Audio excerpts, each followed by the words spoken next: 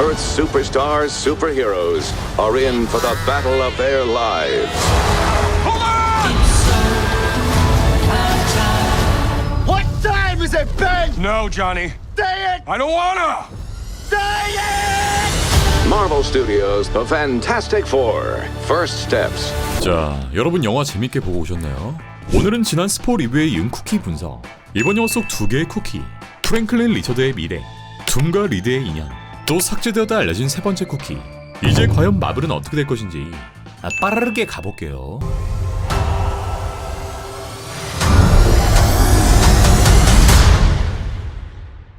We will protect you.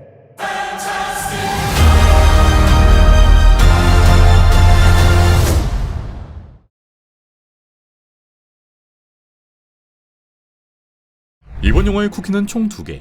우리가 그토록 기다렸던 그분, 로다주의 닥터 둠의 모습을 보입니다. 영화의 시간대로부터 4년 후, 프랭클린에게 책을 읽어주는 수잔. 이후 선반에서 다음 책을 꺼낸 후 뒤로 돌아서는데 이때 얼어붙어버리는 그녀. 네, 둠이 그녀 앞에 등장합니다. 둠의 망토 입은 뒷모습. 둠은 수의 자리에 나타나고 그는 가면을 벗고 프랭클린을 바라보고 있는데 아쉽게도 로다주의 얼굴은 보이지 않지만 둠도 갤럭투스처럼 그를 노리고 있고 그를 납치하게 될 것임을 암시합니다. 이 쿠키는 메시아크먼 감독이 아닌 루스 형제가 직접 찍은 장면이라죠. 자, 앞서 평화협정의 모습을 보이지 않는 둠. 수는 이미 그의 존재를 인지하고 있었고 과거 둠이 자신의 남편인 리드와 깊은 인연이 있다는 걸 알고 있었을 텐데 원작에서도 이 둘은 상극의 라이벌이었고 이후 여러 차례 전투를 치룬 바 있기에 바로 다음 영화인 둠스에선 이 둘의 과거를 보여주고 이들이 원수가 된 계기를 보여주지 않을까. 두 번째 쿠키는 짧은 애니메이션. 60년대 판포에 애니가 등장하는데 여기엔 센티넬, 레드고스트, 판포가 여러 빌런들을 때려잡는 모습을 보여줍니다. 자, 그렇다면 판포 이후의 MCU, 이제 둠은 어떤 일들을 벌이고 과연 누구를 먼저 죽여버릴까? 둠은 현재 MCU의 핵심 유니버스, 현재의 히어로들이 위치한 지구 616, 대환장에 등장했던 지구 838, 엑스맨들이 존재하는 엑스맨 유니버스를 비롯해 우주에 존재하는 모든 지구를 침공하고 그만의 방식으로 질서를 바로잡지 않을까?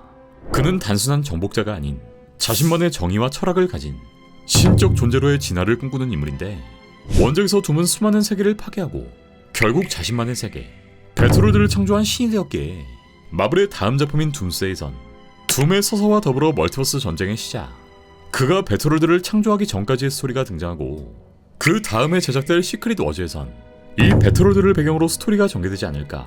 네, 이제 딱 1년 반 정도가 남았죠. 둠이 납치하게 될 프랭클린 리처드. 프랭클린은 마블의 가장 강력한 존재 중 하나로 이 세계관의 핵심 축이라 해도 과언이 아닌데 원작에선 임신 중인 수의 몸이 점점 쇠약해지고 그렇게 난산 위기에 수를 살릴 수 없는 상황에 닥치게 됩니다. 그 해결책으로 네거티브 존에 들어가고 여기서 프랭클린을 무사히 출생합니다. 아기 때부터 그에겐 이상한 에너지가 감지되었고 장난감들을 무의식으로 떠오르게 하는 등 알 수 없는 능력을 발휘하는데 네, 그는 오메가급의 뮤턴트였고 현실을 창조하고 파괴할 수 있는 어마어마한 수준의 존재라는 걸 암시합니다. 프랭클린의 플레임은 프랭클린 벤자민 리처드. 이 프랭클린은 수잔의 아버지 이름에서 따왔고 벤자민은 그의 삼촌 벤 그림에게서 따오게 됩니다.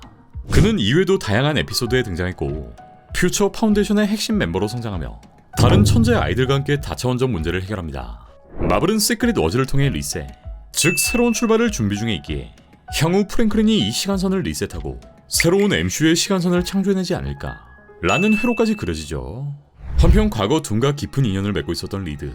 다음 작품인 둠스데이의 이해를 돕기 위해 원작 속 둠과 리드의 관계를 확인해보면 둘의 첫 만남은 64년 원작 코믹스 판포 애니얼 2화에서 시작되는데 둘은 엠파이어 스테이트 대학의 물리학과, 이 같은 과 동기로 처음 만났고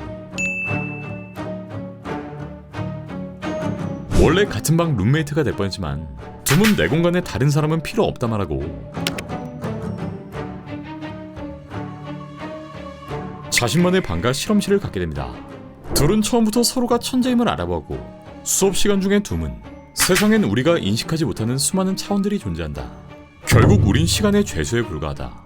라는 논리를 펼치고 리드가 이에 동의하며 그의 편을 들지만 둠은 리드의 호의를 거절하고요. 학교에서도 둠은 기이한 존재, 뒤틀린 두뇌를 가진 학생이었고 미래에서 침팬지를 데려오는 실험에 성공, 자신의 비밀병기인 둠보까지 제작합니다.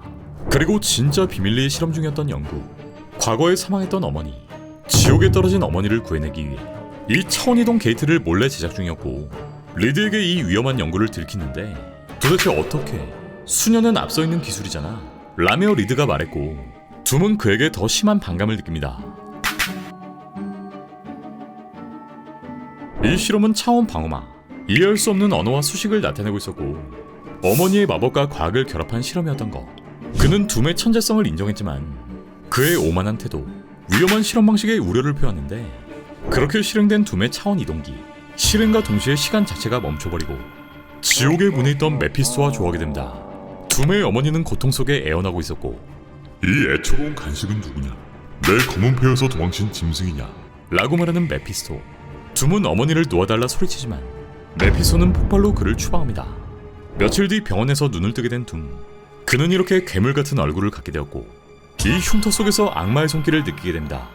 이후 둠봇을 통해 실험실을 파괴하고 자신의 고향인 라트베리아로 떠나는데 이후 티벳으로 향한 그는 승려들 사이에서 마법과 과학을 마스터하고 지금 우리가 아는 그 닥터둠의 모습이 되어버립니다. 자, 이렇게 무시무시한 과거를 가지고 있는 닥터둠.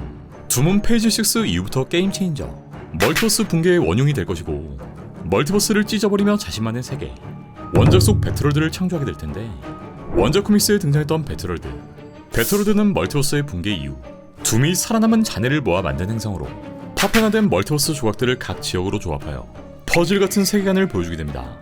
이 세계에선 둠이 신으로 군림하며 총 41개의 지역을 통치하는데 여기엔 둠의 왕궁이 위치한 둠스타트, 아포칼리스가 통치하는 둠레인 오브 아포칼리스, 거대한 장벽 너머의 좀비, 싱 등이 존재하는 더 실드, 좀비 히어로와 빌런들이 우울거리는 데드랜드, 헐크들이 모여있는 그린랜드, 스파이더 능력자들의 스파이더랜드, 기존 유니버스의 맨하탄까지 둠에 의해 이 모든 곳들이 통치되는데 다음 작품인 둠스에선 이 둠의 기원, 리드와의 과거, 오늘날 그가 왜 이런 선택을 하게 된 것인지, 또 이 배틀월드를 어떻게 창조할 것인지 모든 비밀들이 풀리게 되겠죠.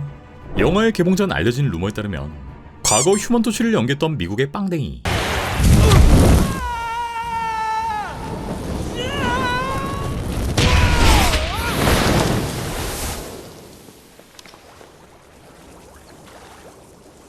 크리스 에번스는 이 조니 스톰이 아닌 노마드 버전의 스티브 로저스로 이번 영화의 쿠키에 등장할 뻔했다고 하는데 노마드는 엔드게임 당시의 시간선, exact moment you got him, you're gonna open up a bunch of nasty alternative realities. Don't worry, Bruce. You ready, Cap? All right, we'll meet you back here, okay? You bet.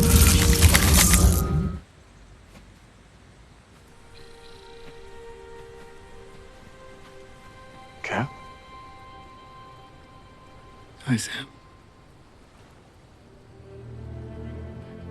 이 스톤을 돌려주러 간 캡틴의 시점, 혹은 엔드게임 이후 시간여행을 마친 노년의 스티브가 될 수 있다는 루머가 있었는데 쿠키 영상엔 이 스티브가 직접 등장해 반포에게 경고하는 장면이 등장할 뻔했다는 거. 최종적으로 해당 기획은 무산되었고 이번 영화엔 2개의 쿠키만 등장한 것인데 데드풀 3를 통해 다시 마블에 복귀한 에반스. 그는 둠스에의 출연 루머 또한 갖고 있으며 여기선 흑화한 버전의 캡틴, 즉 캡틴 하이드라의 루머 또한 가지고 있기에 향후 결정적인 타이밍의 모습을 비추고 팬들을 충격의 도가니탕에 빠뜨리지 않을까. 마지막으로 이 둘의 두 번째 자식, 향후 프랭클린의 동생으로 탄생하는 발레리아 또한 엄마 아빠의 천재적인 능력을 이어받지만 둠과의 긴밀한 관계 또한 보여주는데 수는 합병증으로 유산 위기에 놓이고 아기의 유산을 막을 수 있는 천재 닥터 둠에게 도움을 요청합니다. 조니는 둠에게 급박한 상황을 설명하고